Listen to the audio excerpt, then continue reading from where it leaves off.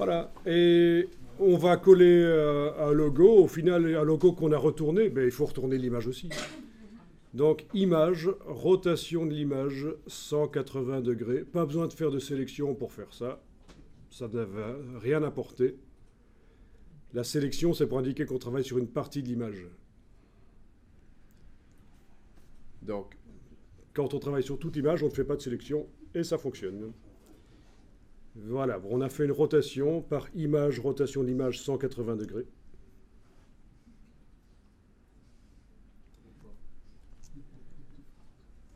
Ensuite, vous allez prendre l'outil de création de sélection rectangulaire. Bien entendu, son contour progressif est sur 0. Vous n'avez pas de bord flou. Bon, outil de création de sélection rectangulaire. Vous passez plein écran, touche F si nécessaire. En tout cas, voilà, vous devez avoir comme ça un bord gris autour de l'image. Et vous allez commencer à tracer, cliquer, glisser. Et alors, vous voulez que le logo occupe 30% de la largeur, ben vous allez mettre 3, à peu près 3 cm, puisqu'on a une image de 10 cm de large.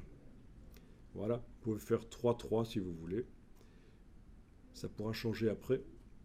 On peut modifier le script après. Voilà. À peu près 3 sur 3, on n'est pas un chouille après.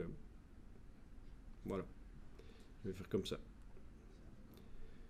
Donc, j'ai fait un carré de 3 cm sur 3 en haut à gauche de l'image, qui est en fait le bas à droite, hein, en réalité. Et ceci vient de s'enregistrer dans le script.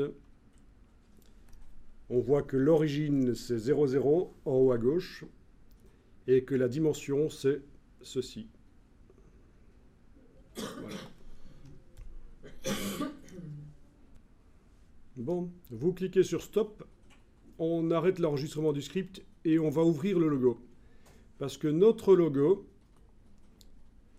il n'a pas la bonne dimension, il ne fait peut-être pas 3 cm de large ou 2,5. Donc vous avez arrêté l'enregistrement du script en cliquant sur le petit stop. Vous avez ouvert votre logo. Vous allez dans le menu Image, taille de l'image. Toujours en ayant le rééchantillonnage décoché, vous allez donner au logo la dimension que vous voulez qu'il ait. J'ai une zone de 3 cm, mais j'ai peut-être pas envie que le logo aille jusqu'au bord de l'image. Donc je vais lui donner une dimension, par exemple, de 2 cm de large. Il va se centrer dans la sélection. OK. Donc, le logo a bien une dimension de 2 cm de largeur. C'est parfait. Je mets à jour le fichier sur disque dur, fichier enregistré. Je peux fermer le logo, fichier fermé. Voilà. Donc, l'exercice ici est intéressant à plus d'un titre, bien sûr. Ça, au final, vous allez avoir un script qui vous permettra de mettre un logo en bas à droite sur vos images. Mais ce n'est en fait qu'un prétexte. C'est vrai qu'en plus, le résultat est utile, mais c'est un prétexte pour apprendre à utiliser les actions de Photoshop et parler un peu des dimensions d'image. Voilà, donc c'est ça aussi le but. Alors, dans la palette des scripts, vous recommencez l'enregistrement et vous allez importer le logo.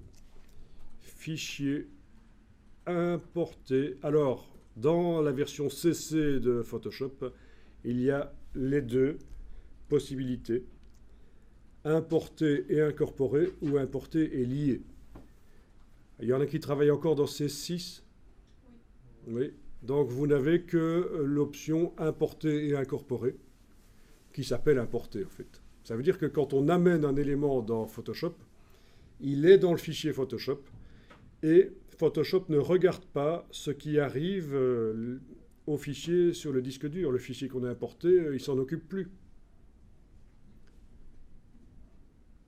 Quand on fait un importer et lier, on importe un élément dans Photoshop, et Photoshop continue à regarder, tiens, qu'est-ce qu'il arrive au fichier sur le disque dur. Si le fichier change, il propose de faire une mise à jour. C'est le principe du lien, tel qu'il existe depuis longtemps dans Illustrator et InDesign, et c'est intégré maintenant à Photoshop. Bon. Alors si vous voulez, on va faire à la manière C6, donc importer et incorporer, comme ça ceux qui travaillent dans C6 pourront reproduire la chose. Importer et incorporer, et je vais chercher le logo.